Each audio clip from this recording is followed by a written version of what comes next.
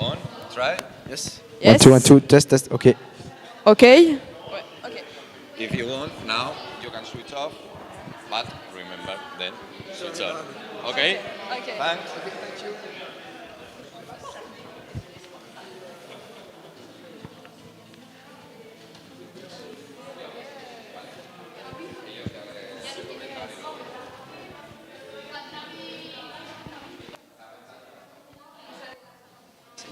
Non, non, non, n'essaye pas.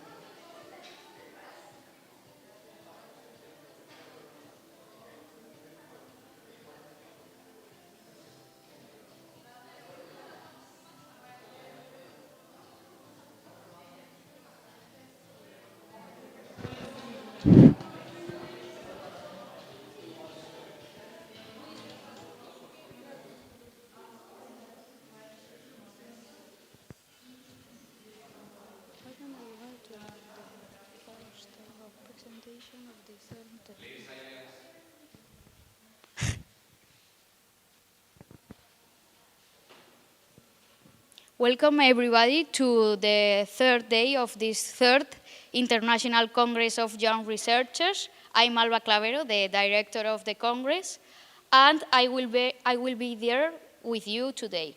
So on this third day of the International Congress, we will do the first presentation session. So let's start with some presentation and with some speakers, and then we will have the lectures, okay? So our first speakers come from Belgium. They are Hugo and Zélie, and the project is called When Ecology Meets Technology. Thank you. Thank you, Alba.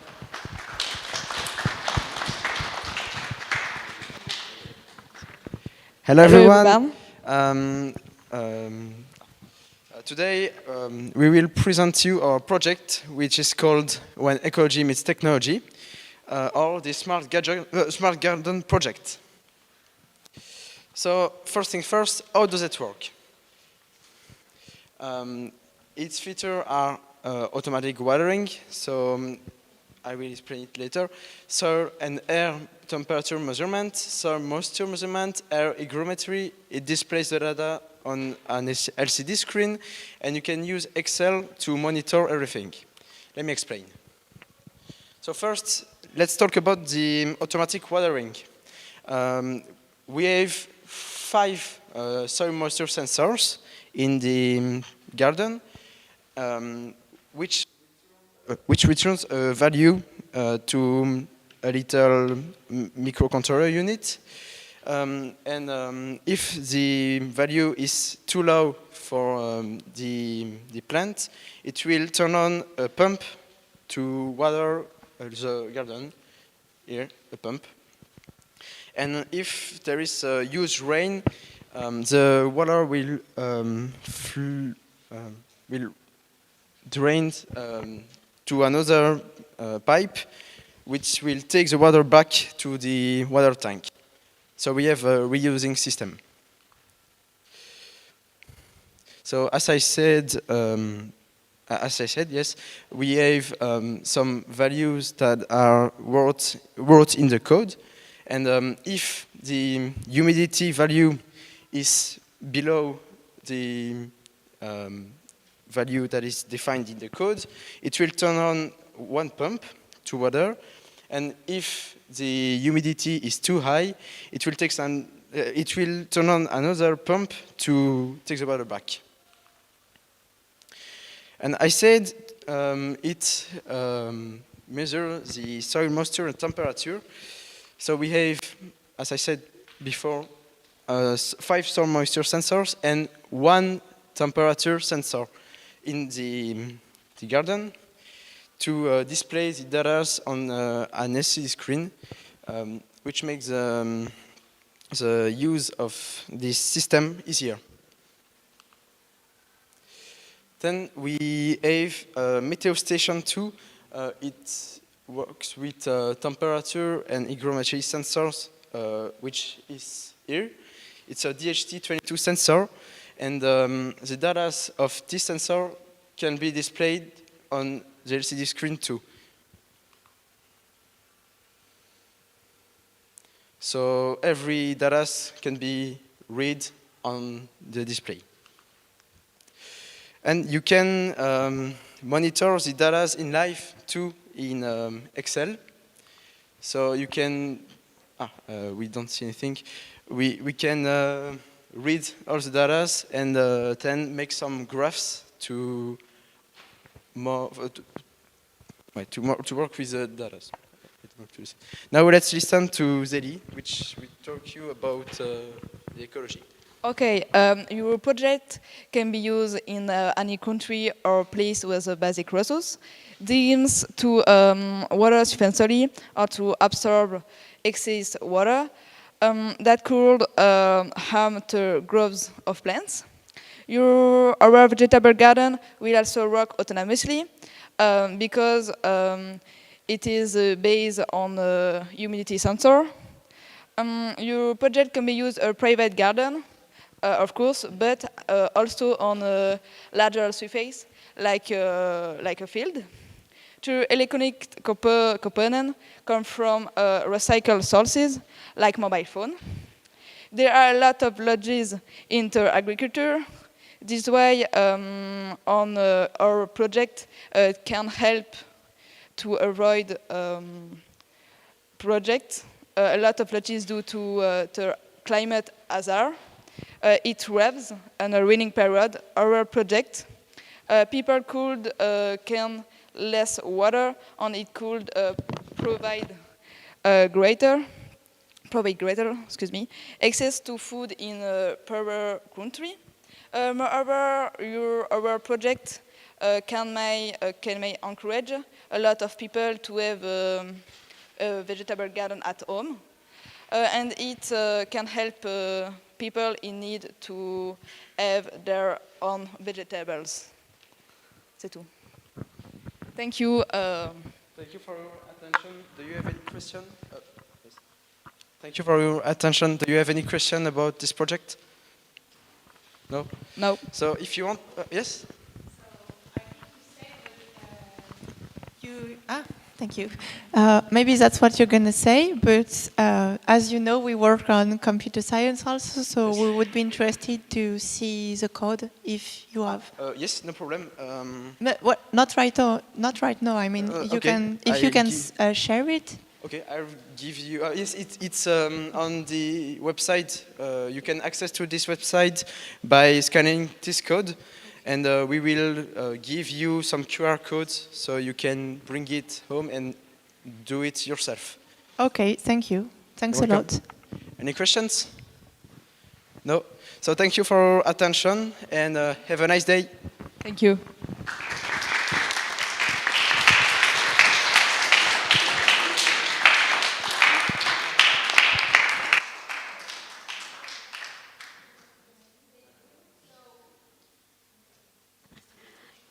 now we will make a short break because the Luxembourgese delegation is arriving. So we will take a few minutes and we will start to the presentation session. Thank you.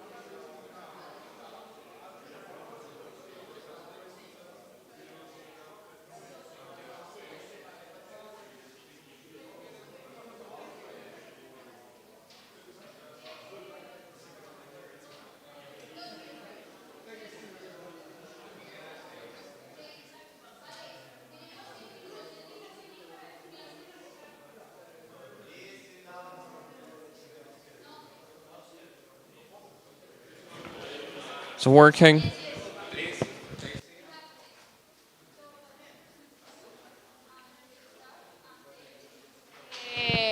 There will be questions if the speakers, the other participants have questions. Okay?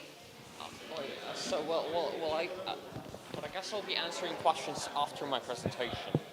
Yes, yes. Okay. I know the questions would also be filmed. Like what? Their questions, they would also be on the camera. No, the question of the participants here.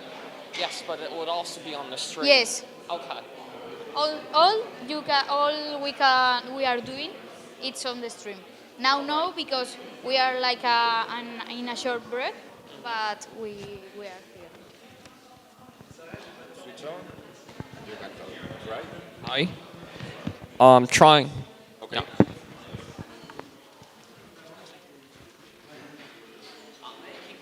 Yes, yes. So you will be there, wherever you want. Yes. So I will present here, and I will sit down there. So you can move just until this and until that. Okay? Yes.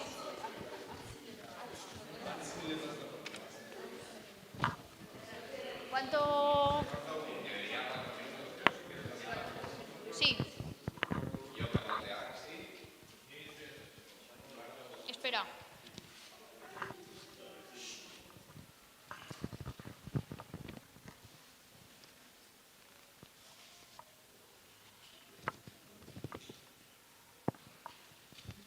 So now we will continue the presentation with the Luxembourgese delegation, and the speaker will be Daniel, and he will present her project about theory of inevitability of democratic states.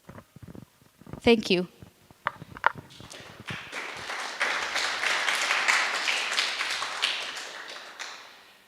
Thank you very much for allowing me to have this wonderful opportunity to present my project in front of you today, as already announced, the theory of inevitability of democratic states. Before I go into detail, I should really firstly explain that this project, it wouldn't have been possible without the data that I'm analyzing provided by the popular sources of World Bank, the Madison Project, and the Varieties of Democracies Institute, where I'm getting my data from. So before I start presenting my own analysis, I would like really to thank those sources, because without them, this project would not have been possible. Anyways, what is meant by this? Because the theory, as I have understood, but what the people think about it, is quite complex to define. But anyway, what is meant is that given the advantages of relative democracies, notice how I emphasize the word relative, because there is no strict boundary between at which a relative autocracy becomes a democracy. It does not exist. The two terms are not entirely discrete. I can make a full-scale analysis about it, but that is a slightly different story. And what is known about institutional evolvement, the way the states in the world have evolved from relative autocracy to democracy, and the other way around through the processes of individual transitions of democratization and democratic decay, we have that we arrived to a conclusion that actually we can interpret it as that particular conclusion that relatively democratic states are inevitable. Obviously, or unfortunately for the listeners, inevitability here is also quite a complex context. What is meant by inevitability is that relatively democratic structures will always prevail in prominence, power, and variety under a complex system modal and cyclic motion. This is what is meant by inevitability. As you can see, this is a rather complex definition for this particular theory, but I will be explaining what exactly I mean by it. Anyways, the complex system model here, it means that the process cannot be described by discrete automatic laws, like in many sciences. It's a complex system model. It involves toxin flows and delay of effects. And cyclic motion means that the prevalence and prominence, power and variety will be in a cycle. In other words, what is meant by this definition of inevitability is that moving in a cyclic motion, the process of democratization will apport the results that the number of relative democracies would increase each time after each turn of the cycle. That is what is meant by variety, and they will be more resilient to the process of democratic decay, which is what power stands for here. But it is really the overall trend towards democracy that is emphasized. I am also working on a model to explain the fluctuations by a single shape, but the most important part is the trend. Anyways, going further into detail, I was previously talking about relative advantages of relative democracies. I'll be presenting my research about it. There are many arguable theoretical advantages of relative democracies. Why I'm going into detail with this, because this is one of the key pillars of my theory of inevitability of democratic states. There are advantages, because evolvement, unlike biological evolution, there we have a process unlike creative destruction, if people are familiar, and it is the replacement of less efficient structures gradually by more efficient ones, in this case consciously, because we're talking about political regimes. The advantages include better performance of functions of legal fiction because democracy, autocracy, those are intersubjective realities.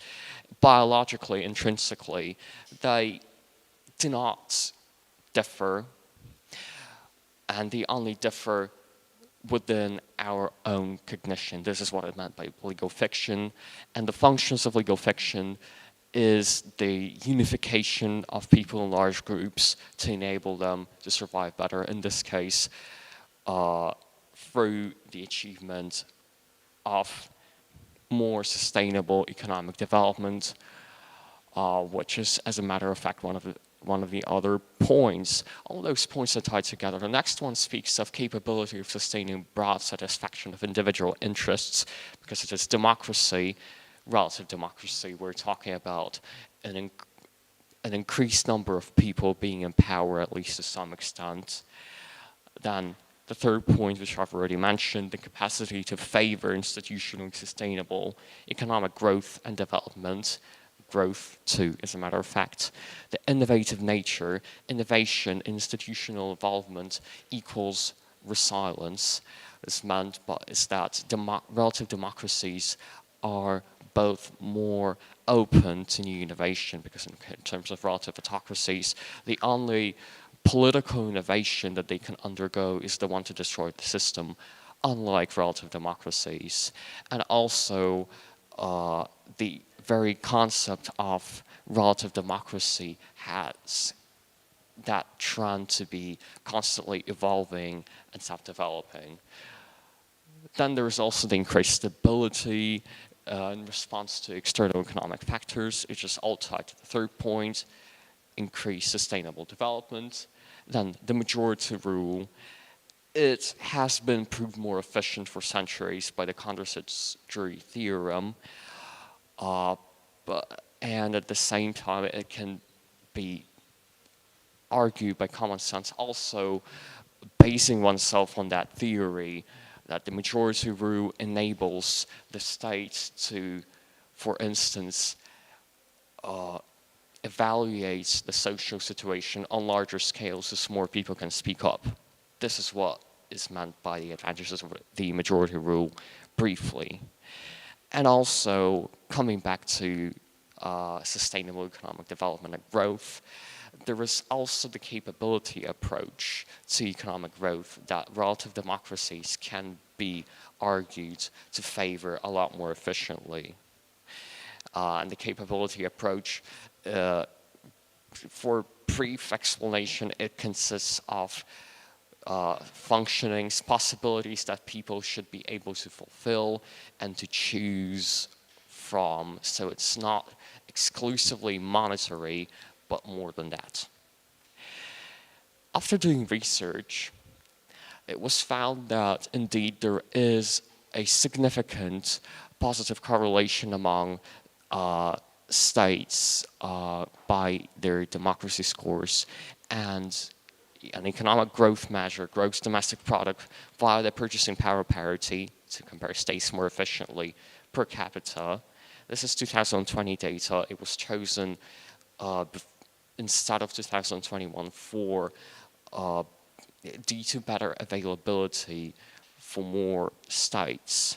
The correlation is not imperfect, but as a matter of fact, using the Fisher statistic,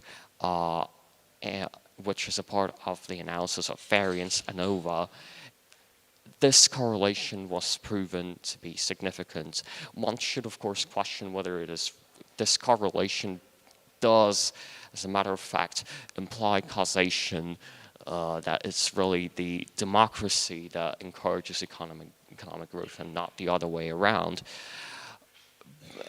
As a matter of fact, one can argue this pretty easily, that it is in this case, the democracy that favors economic growth, not the other way around. Obviously, it's a self-amplifying loop, which I will examine further.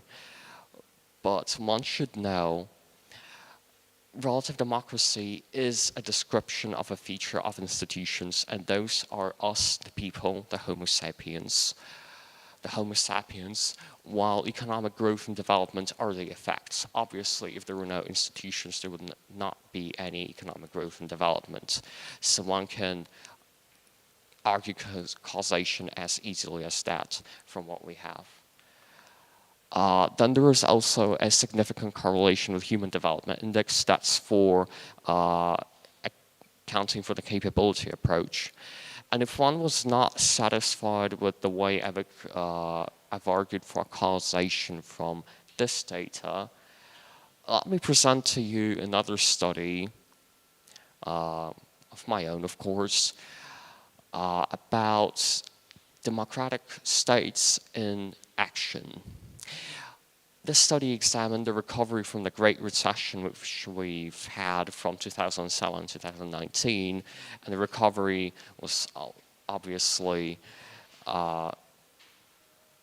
taken in the period before the COVID crisis, and here also relatively democratic states did significantly better than relative autocracy. The correlation is again significant, and here the causation is more popularly clear.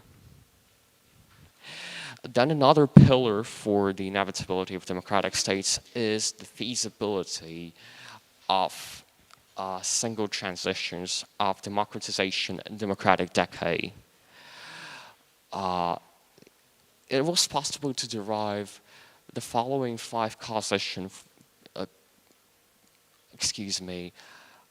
conditions for the 2 processes, being at some stage of preceding development for democratization, some expansion of civil liberties before that, at which point a state would not really be a democracy in our contemporary understanding, but some democratization from above really occurs, which I've called proto-democratization. Then there's also relative peace. That is another condition for democratization. Economic diversity, meaning that the economy is not controlled by single monopolies or, narrow markets, often dominated by a single sector, for instance, oil. And alterations to the prior 4 conditions, because the conditions are unfortunately imperfect. Actually, it doesn't disprove anything because we're talking about a complex system model. So alterations are inevitable, and the process of autocratization, democratic decay, by common sense involves the opposite conditions, but also with presence of alterations. why I'm presenting this is that, as a matter of fact, those conditions, they're repeatable, they're feasible, and the possibility of them occurring, it can happen at any historic point, reinforcing the whole concept of inevitability and the cycle. And I've also done some studies about verification of whether those conditions are the true conditions that we have. And as a matter of fact, I've found a strategy via which we actually can explain the democratization of a state, or even the democracy prominence in a state, using the 5 conditions probably described. In my study, I've used the 3 most advanced democracies and 3 most democratically decade states in the last 10 years to avoid controversy, but I'm pretty confident that those conditions probably described can be applied to increasingly many states. But research is still ongoing about this, because quantitative research is still asked for and is being done.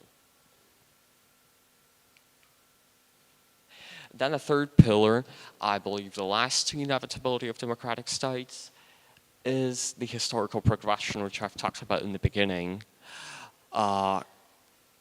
Currently, I am seeking for a new model to explain institutional evolvement throughout history. And I'm really emphasizing the visual image of the model because it would really bring power to the theory. For now, a diagram with the time as the x-axis, time cannot be taken out of here because in complex system models we have delays, etc. And we then development as the z-axis and the democracy as the y-axis, what should be the overall field, 3-dimensional field in which the diagram would be constructed. The trend, as a matter of fact, was derived based on the data we have. Again, thank you very much for public sources.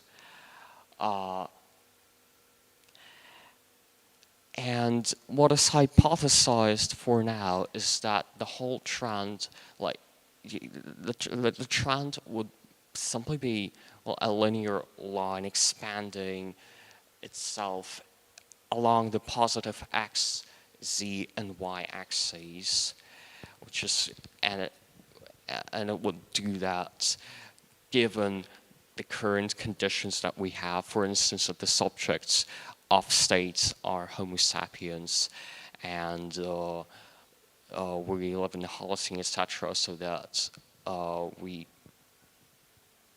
would have a fair test, more or less. And it's hypothesized that to explain for fluctuations around the trend, the overall shape would end up being a helix, potentially a conical helix that has expanded overall due to, and that expansion was supposed to explain the significant democratization and economic development over the past several centuries. The reason it has expanded because obviously, while sites were not an immediate innovation, it took a while before, a long time ago, many thousands of years ago, after the cognitive revolutions that enabled democracy to exist in the first place, for actual sovereign states to emerge from large tribes, at which point they can, any sort of fluctuations in their economic development and democracy measures would be visible, meaning that potential crisis could be bigger and the spiral would expand overall. But thankfully, it is also hypothesized that the cycles, though they repeat, but they do not repeat in exactly the same way every time, because crises they're never deep enough to destroy all the preceding advantages in terms of economic development and democracy. As a matter of fact, this is a fact. No such crisis has ever been recorded, which is why everything still continues to be moving along the positive z-axis and the y-axis towards greater economic development and relative democracies. And now, research is currently ongoing about this. The trend was derived, but the shape is rather questionable. Those are the standardized scores of economic development and more economic growth and development, because we're talking about GDP per capita over the past 80 years. And the shape to explain for such fluctuations is still to be derived. But nevertheless, following the line, we can clearly see the cyclic nature of the process. As a matter of fact, before I finish, I was talking about unrepeating cycles, that cycles are never deep enough to destroy all the preceding advantages, and that was supposed to reinforce my own concept of inevitability. And as a matter of fact, that process of increased prominence and power of resilience of relatively democratic states after a crisis has already happened. As a matter of fact, the only significant recorded downfall of democracy on global levels was in the 1940s during the Second World War. And ever since, there has not been a significant downfall of democracy scores, in other terms, democratic decay. As a matter of fact, our current democratic decay in the world has been proven to be insignificant, at least, I don't want to say yet, but based on the data we have now. And that is also strong evidence for the concept of inevitability of democratic states that is examined in my project. Thank you very much, and may democracy prevail.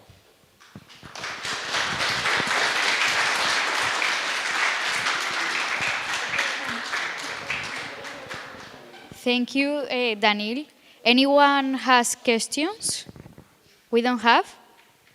So in a few minutes, the Spanish delegation will present their project, okay? Thank you.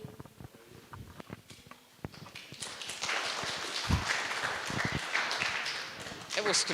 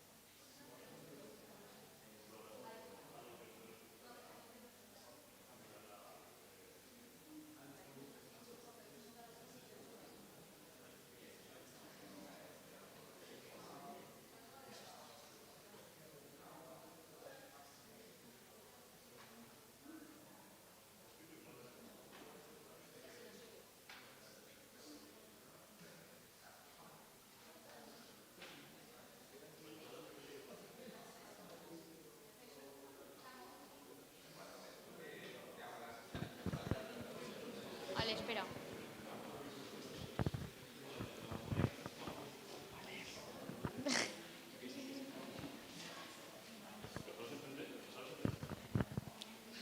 As I told you, the Spanish delegation represented by Ignacio and Guillermo will present their project, Save the Planet with Science. Thank you. Hello, she says we are Guillermo and Ignacio, and we are going to present these projects, and Guillermo is going to. Several organizations worldwide have struggled over the years to put an end to the problems that attack thousands of people around the world on a daily basis. Among these problems is the minimal supply of drinking water in different countries and areas around the world. However, in today's society, a couple of friends from Zaragoza have found a solution to this great dilemma, achieving the same result as other organizations but with the lowest possible economic costs and even practically free of charge, with recycled objects and rubbish. The aim of this study is to find the simplest, cheapest, and most functional way to get water from wherever we are, without the need for a river, a water treatment plant, or something similar. To this end, the research question is the following. Would we achieve it in such a way that each and every one of us can get it?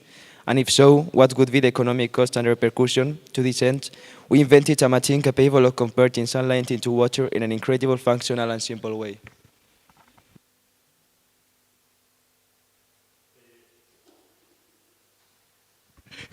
At the beginning of the last year, we start to think about some ideas for do the project, and we think that one of the most problems in the sociable that is that it's a lot of people that we can't drink water, and with this idea we think and how we are going to do something that transform that the project is transformed something that all the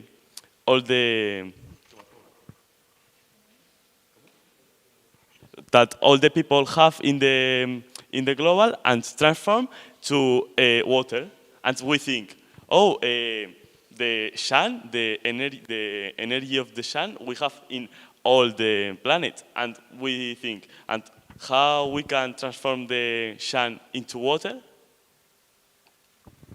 Are you aware that 66% of the world population lives in areas where water is scarce for at least 1 month a year, and that every day 4,000 children die for a lack of clean water and sanitation?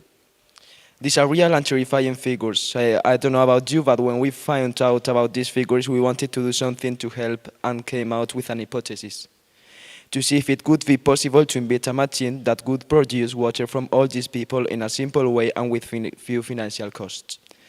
To solve it, we ask ourselves several other questions. What can the entire world population have that can be transformed into water?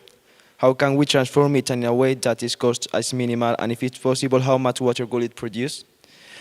All this is what we have been investigating throughout the year and what we will now show you, because yes, it is possible to save the planet with science.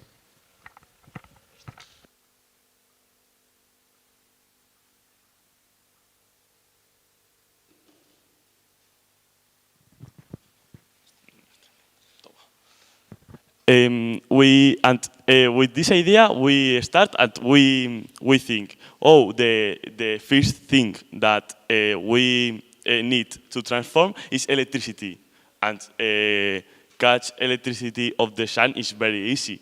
You put solar panels, and with the solar panels you transform the light of the sun into electricity. These are two batteries that you have all of electricity, and with the electricity we go to a in Spanish we say célula, in English cellul, no? And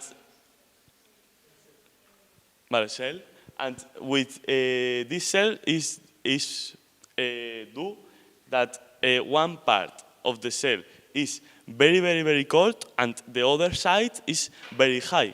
And with the part that is very high, we these parts we are put on a panel of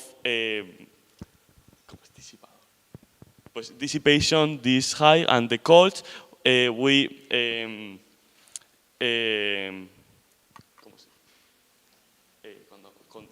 and with the part of that is cold, we condensation the air into water. And this is the first idea, but we do it with this.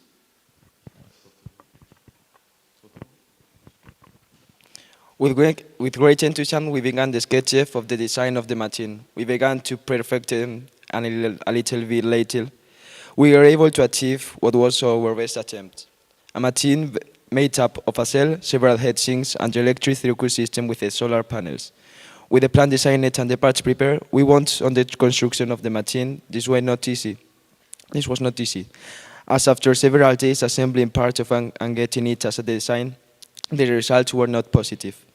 After our first failure, we reneged, shrank, and decided to take it up again. We redesigned it, the plans, changed our heatsinks, and went back to the assembly of the new machine.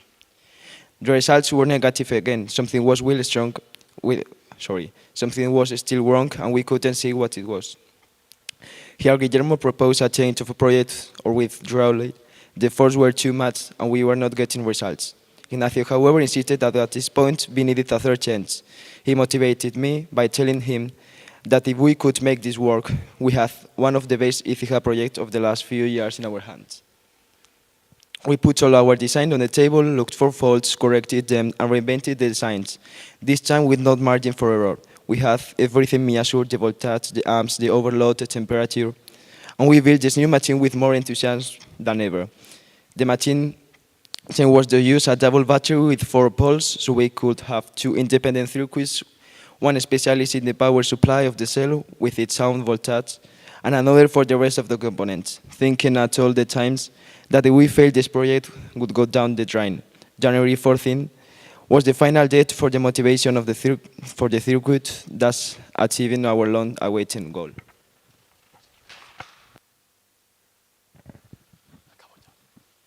And this is the 5 prototype that we do it. The first is wrong, the second, the third, the fourth, and the 5 is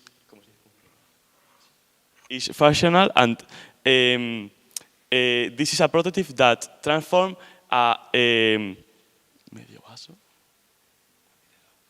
middle of glass in 3-4 hours, and this is a prototype that is a very, very, very low cost, and if we put more money, we can do that.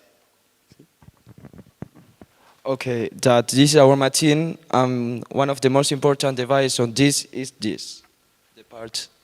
The so-called Peltier cell is a solid-state active heat pump that transfers heat from one side of the device to the other, consuming 12.6 volts continuous electrical power.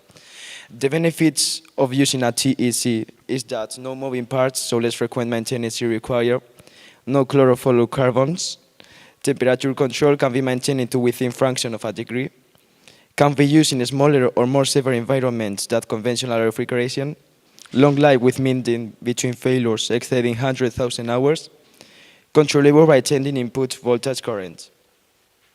By other, we have other kinds of stuff like electrical circuit, the heatsinks, fan structures, and other kinds of devices. Our results after months of the test with the machine in operation, we have analysis some very interesting data. It constantly produces water, the energy consumption is nil, the water it produces is poor, it favors sustainable development, its production cost is very low, a small size easy to transport, and suitable for any part of the globe. And our conclusion are that it is very difficult for every part of the planet to have clean water. But you have just seen that together with science and the support of all of you, we could be able to ensure that there is no shortage of water in any corner of the world. Are you up for it? It is in our hands.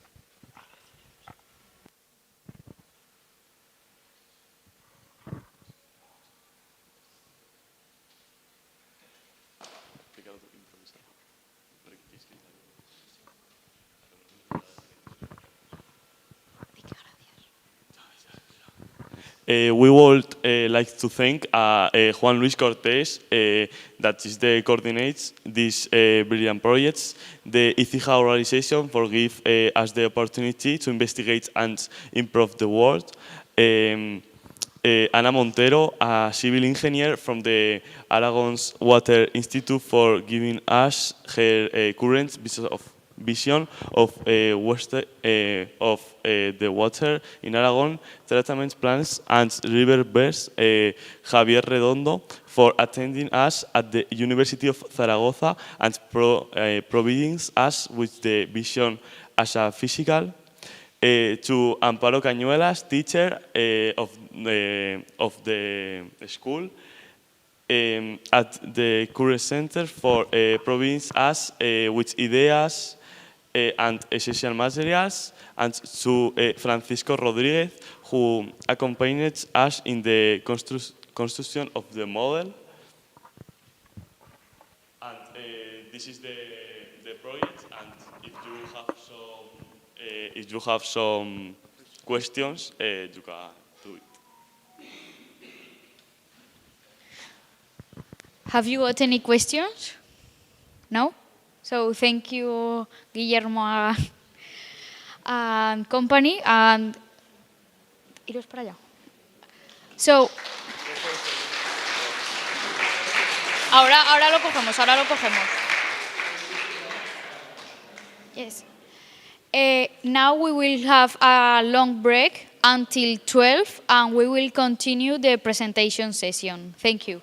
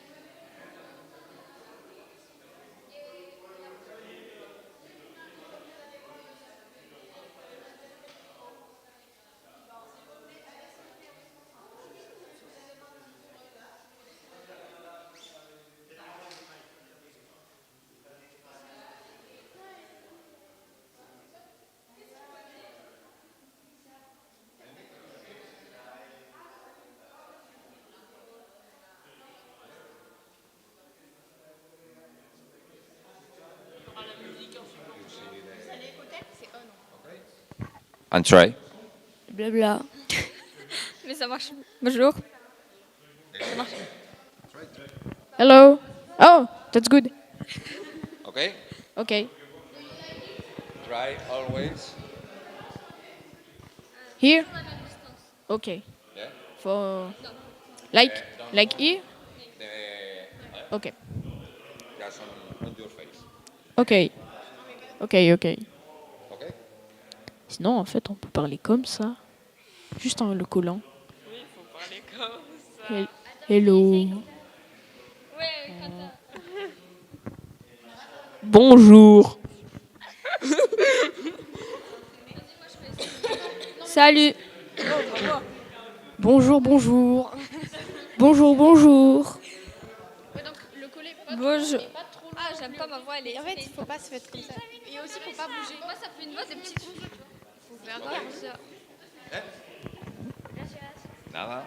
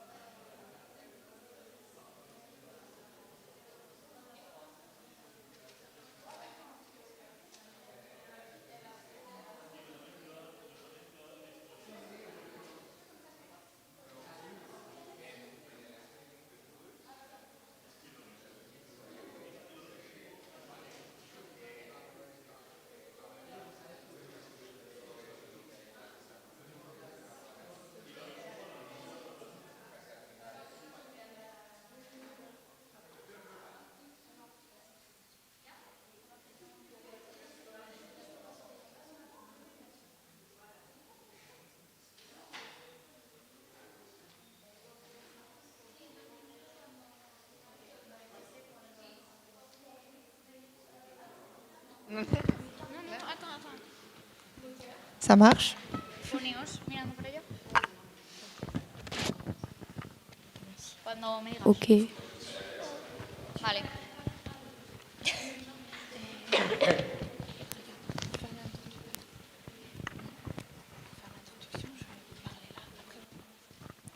The next presentation comes from France and is made by Clara, Gaspard, Ludivine, Mathilde, Quentin, et il me reste un? Non? Non. C'est seulement 5. Donc, the project is called Programming of Waste Sorting. Thank you. Good morning, everyone. Thank you, Alba, for the thank you for the introduction. My name is Julie, and I'm very happy to be here today with this group of students from France. You have to know that that's the first time they will present in an international event, so we are really glad to be here, and thank you very much for giving us this opportunity. I work in the Compagnie du Code, which is an association aiming at helping with democratization of programming. So we would like that people could master programming and be active in technology, and not only users or consumers, but that they could create by themselves. So we carry out different projects, and today I'm very happy to be with this group of students that will present one of the projects. So I will let Ludivine start to explain our project, Programming for Waste Sorting. We are a group of 7 kids, aged from 9 to 14, who have been learning and practicing programming for a few years in Saint-Jean, close to Toulouse, in France. We practice this project in our free time, 1 hour a week at the MJC, Maison des Jeunes et de la Culture, House of Youth and Culture, with our supervisor, Julie, from the Compagnie du Code. Last school years, we dedicated our programming skill to a cause, waste sorting. During the year, we made some research and played games to learn more about how to properly separate waste in our region. Then, using different technology, programming, artificial intelligence, electronics, we created tools in order to help people with waste sorting.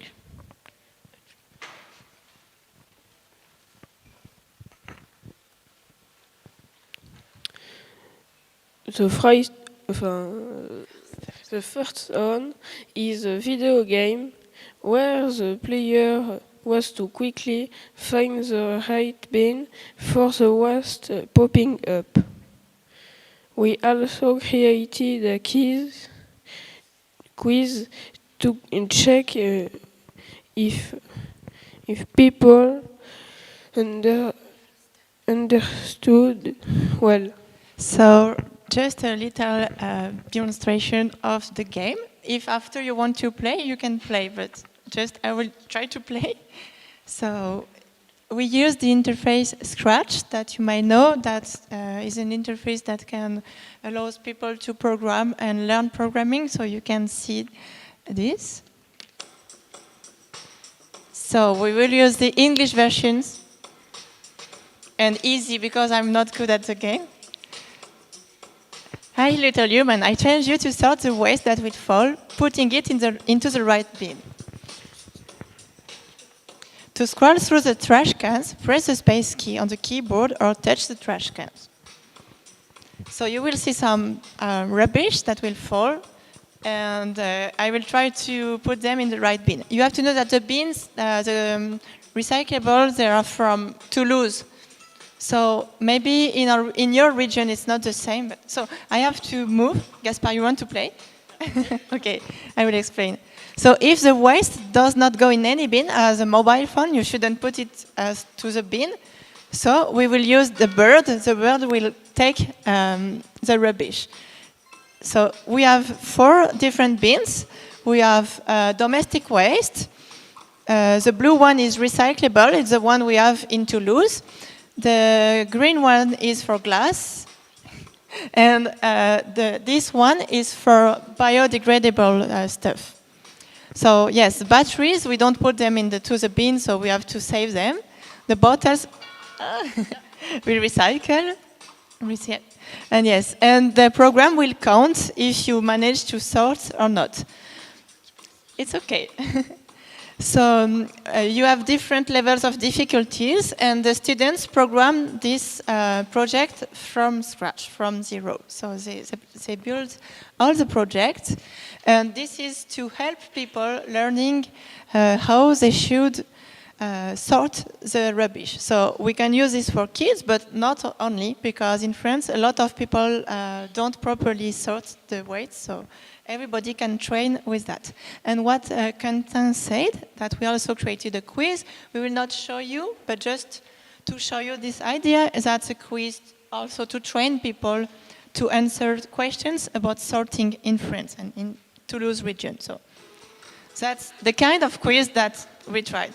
Where should we throw the batteries? Why don't we put the batteries into the normal bin?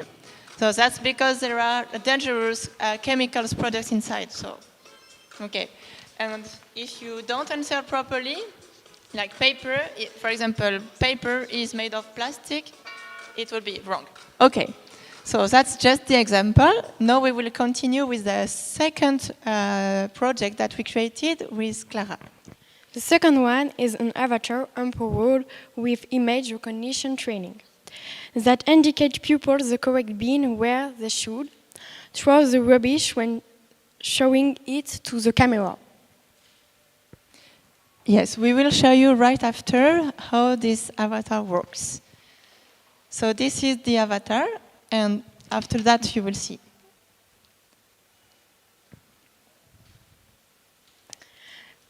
We use the interface teachable machine to train the image recognition model with many pictures.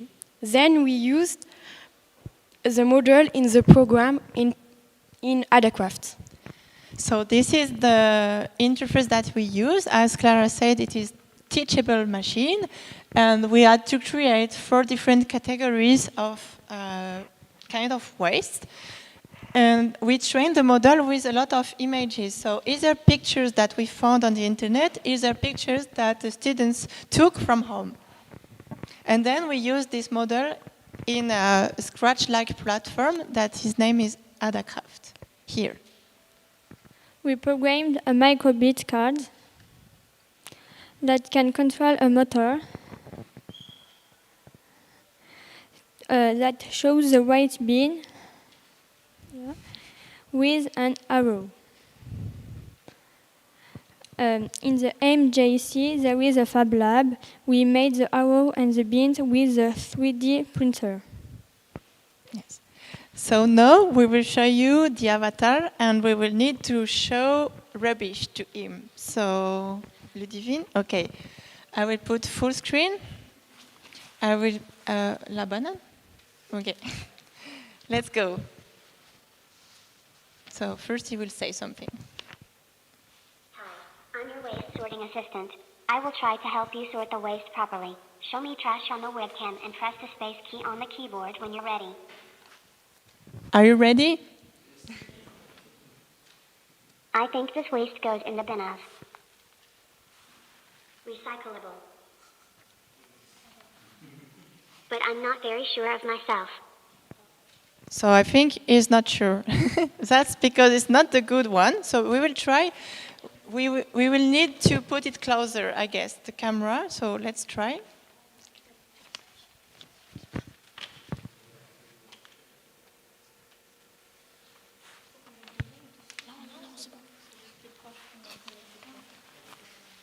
Okay, let's try again. I think this waste goes in the bin of recyclable. Okay. Usually with bananas, it always works. Let's try another one. Ouais. Faut qu'on voit le bouchon. I think this waste goes in the bin of recyclable. Sometimes it says different things. Okay, this time is pretty sure. So you see, we used also in the model, in the artificial intelligence model, we used the confidence rate to make him say if he's confident or not. And with the banana, let's try again, maybe because of the light.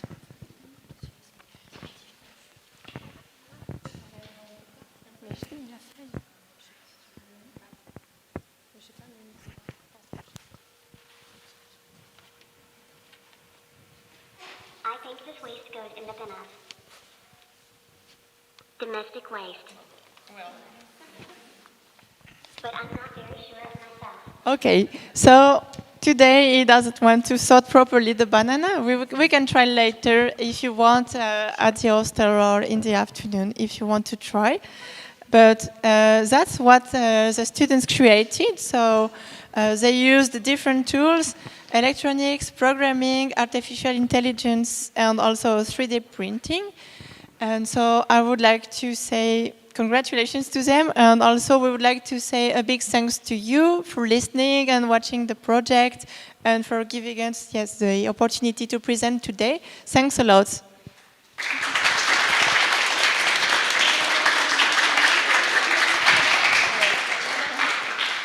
If you have any question, just ask us. Yes, you go. You go, Daniel. I would like to do it myself at home. Where can I find the code? Is it online? Yes, we don't have GitHub as for now, but the platform that we used is AdaCraft and it's online. So maybe I can show you later, but for everyone, sorry, I just have to go.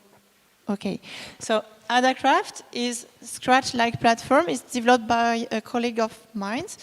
And it's like Scratch, but with extensions, such as image recognition extension.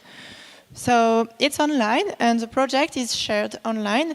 If you go to AdaCraft, you will see different projects, and on my page, because it's on my page, but we haven't made any account for the MDC.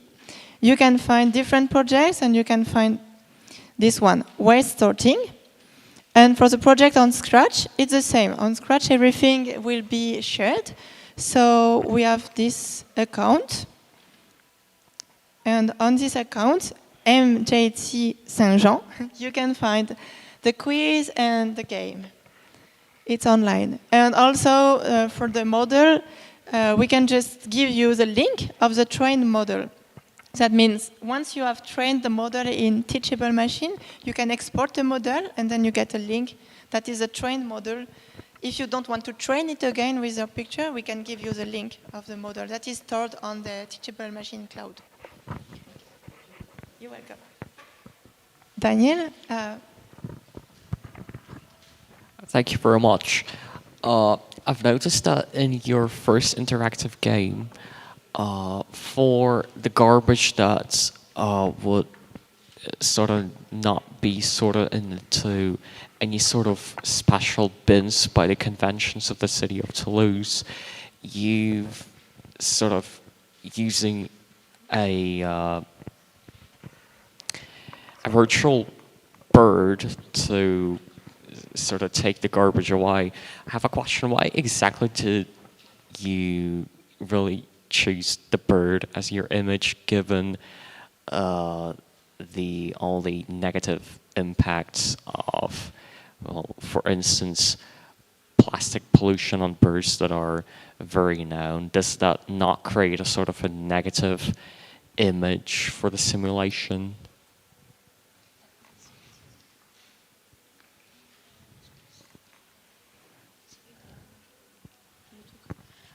I'm not sure I understood the question. Did you ask about why we chose the bird to take off the rubbish? That is exactly it. Why did you choose it, given the fact of how strongly birds are affected by pollution, for instance, plastic pollution? Did he try to demonstrate something to promote an idea? The bird, it was just like a character that will appear to take off the rubbish that doesn't go to any bin. It's just to show that we have to pay attention that some stuff has to be recycled, but in a special way. Like, for example, the mobile phone. We will recycle them, but in a special factory where they know how to recycle it. The same for the batteries. But of course, the image is not that the bird will take them with him, but he will bring them to the good place to be recycled and not in the normal bin. So that people remember that you shouldn't like put your mobile phone in the usual bin. Okay, thank you very much. You're welcome.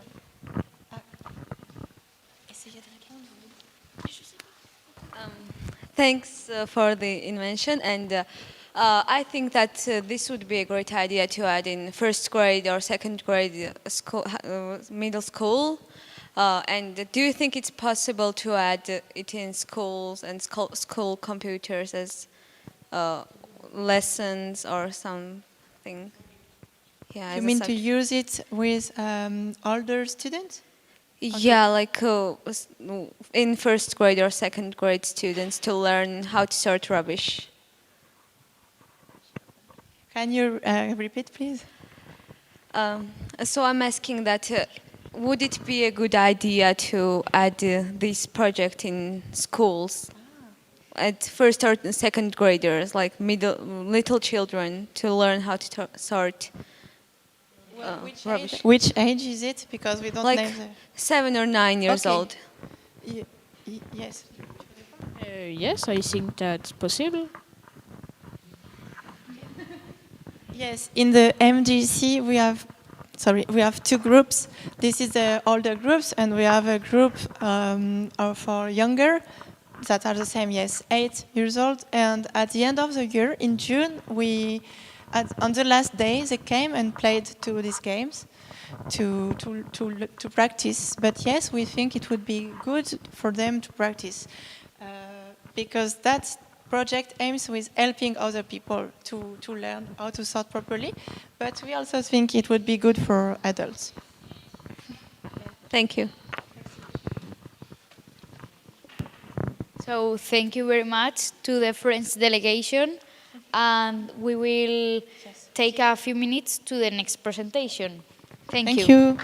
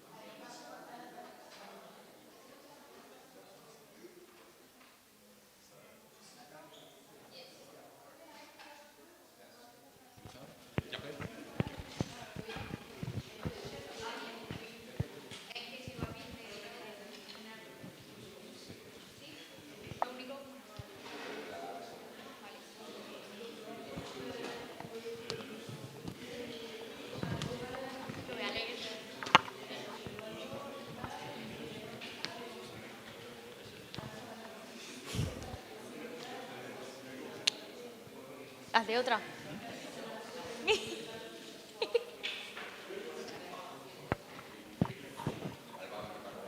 Sí.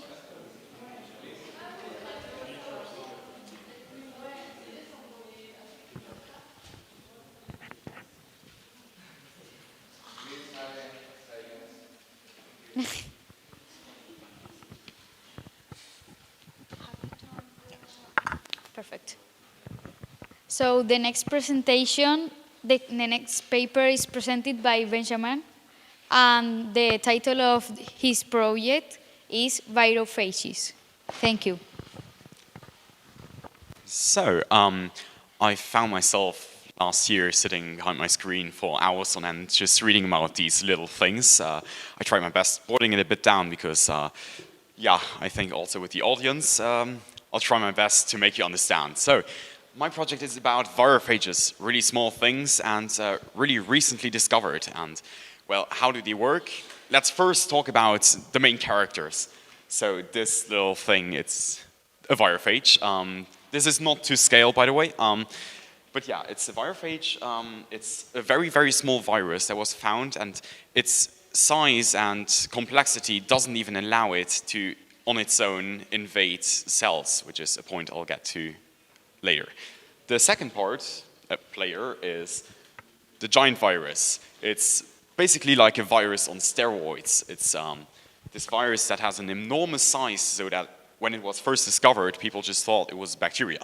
So, and its size is also what it does, what helps it really recreate in the wild, because there's just amoeba, and so thinking it's a healthy snack.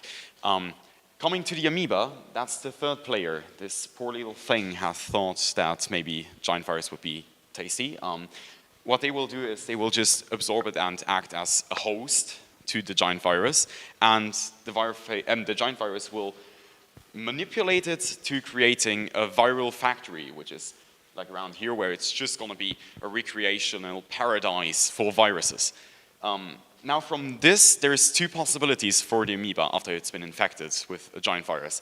It can either survive, grow stronger, and persevere, or it can explode. Anyway, so to the amoeba, how they get infected, it's about phagocytosis. Basically, the giant virus has a mechanism to kind of initiate this eating habit of the amoeba so that it is digested, and then it can release its genome and its DNA, so to manipulate everything. Now, this is obviously the result of that, and what you have later is an environment filled with poor little amoeba surrounded by giant viruses. That's how a normal infection with viruses works. But yeah, but what happens now is if you attach a little virophage to the giant virus, mind, they cannot infect anything on their own, so they are dependent on co-infection. They attach themselves to a giant virus, and they enter the cell as well.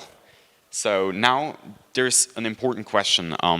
If you are a cell, okay, in the mindset of a cell, what would be easier to recreate? Something big and complex like a giant virus, or something small and easy like a virophage?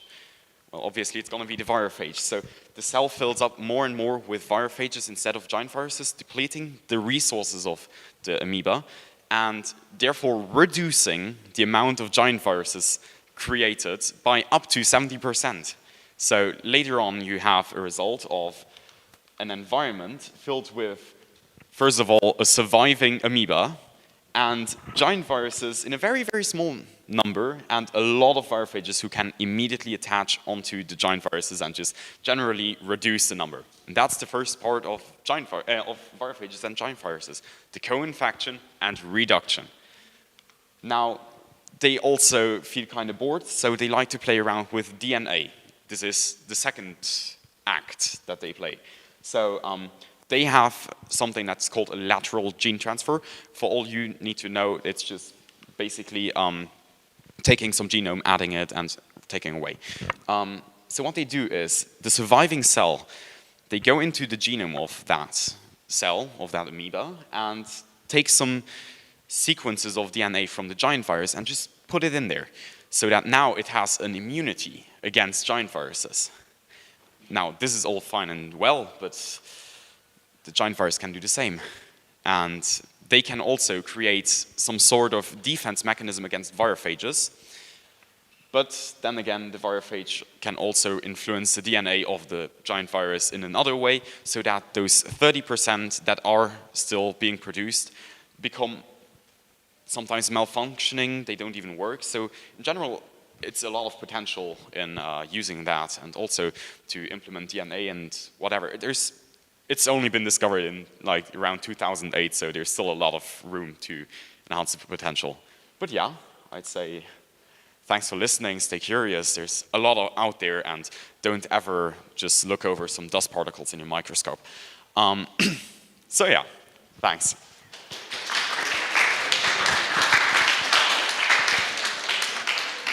There is any questions? Have you got any question?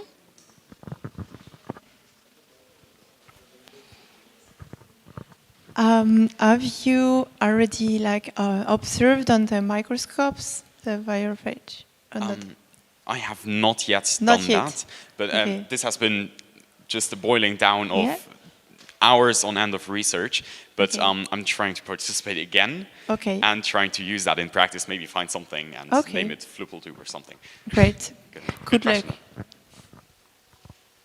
Thank you very much. So then we will have the last presentation of this session, and we will have in a few minutes. Thank you.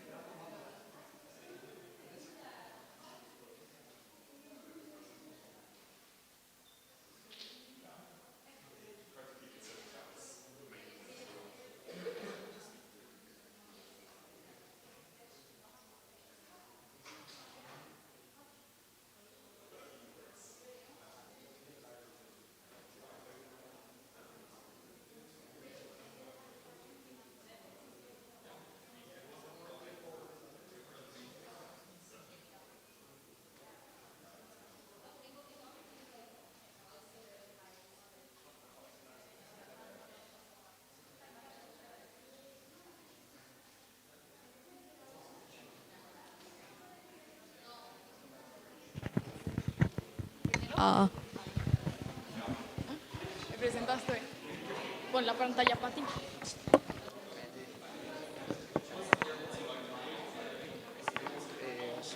Somos de España y somos Candela Pérez y Gonzalo.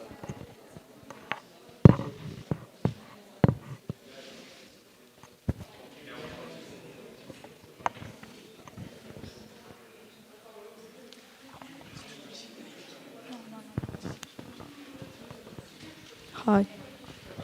Sí.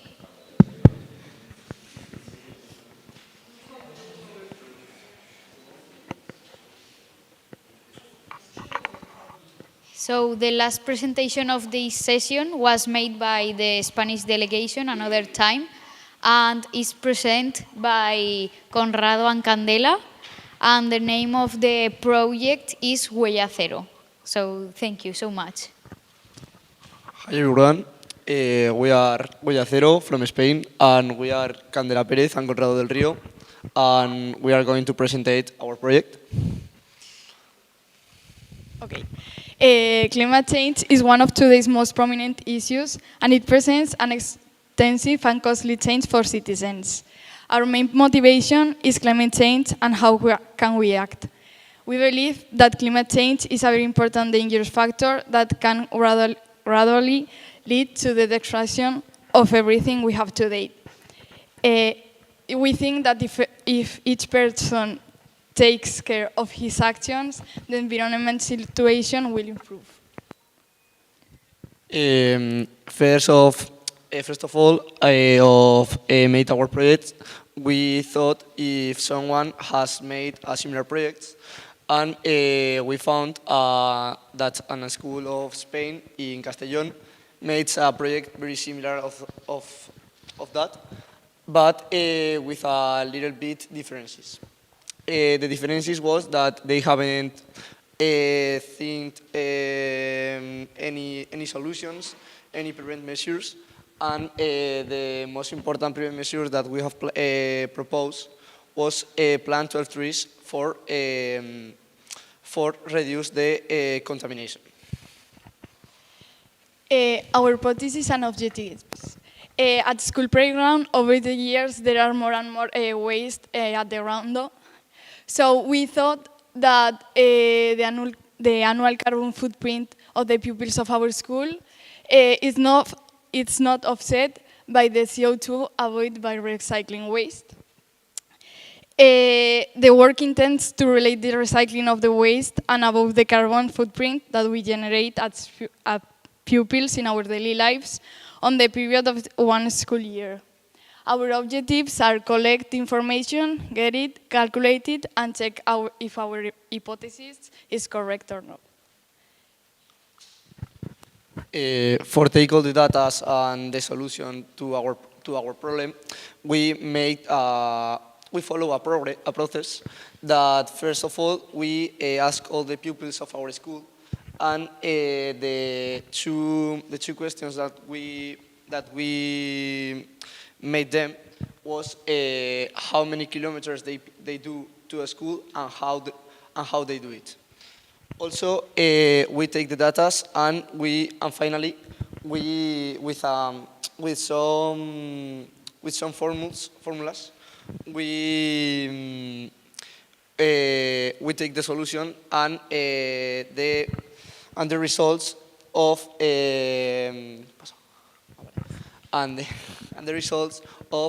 kilograms of CO2 that we produce in a school year. In a school year, we produce almost 90,000 kilograms of CO2 to the atmosphere, and we thought some solutions to prevent this. After collecting this data, we investigate how CO2 could be avoided or counteracted at the level of a school transport. There are two solutions. First of all, offsetting the carbon footprint by planting trees. Everyone knows that trees use CO2 in their doing the photosynthesis. So it could offset our problem, but that wasn't enough. So we thought another solution that was recycling in our school. Recycling could also offset this problem, but we saw that in our school we are a lot of students that they didn't recycle a lot, so we have to implement new rules in our school. That was the percent of waste that we don't recycle in our school, and the kilograms of CO2 emitted by the atmosphere. Results. This is the result that I have said. Antes. Okay. And after obtaining all the data, we have conclusions. First of all, our hypothesis was correct.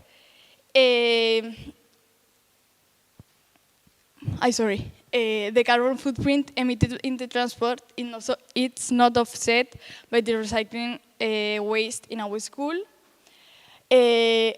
After we have a lower emission, averaging the kilograms of CO2 emitted, the average of primary school pupils is lower than the secondary school.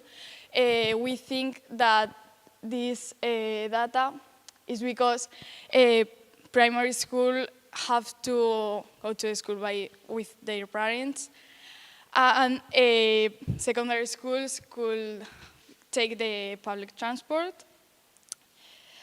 And third was scare waste, that the total kilograms of waste are small compared to the total number of pupils, as I said before. Yes, before. Finally, we implant new rules in our school, because we think that small changes can make a big difference in the long run, for example, in terms of transport, food, clothing, waste, etc. And there are. And that I have said before, the most important preventive measure that we have proposed was plant 12 trees to reduce the carbon footprint that we have produced to the atmosphere. These five are more preventive measures, like the three R's rules. I don't know if you know it, but it's recycle, reduce, and Reuse. Recycle. And reuse. And reuse. Also, use public transport. Use products of local products. Don't make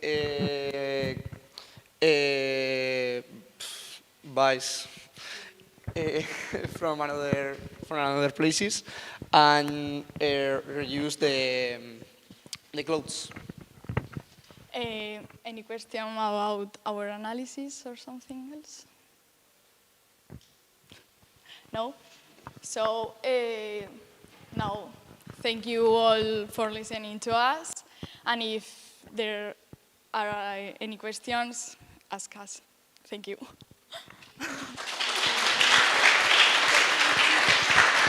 Muy bien, Thank you to all of you. We have now finished the first presentation session, and I remember you that at 3 o'clock we will have here Eduardo Ruiz, that is a researcher, and he will tell us about cancer fighting and research. Okay? So thank you.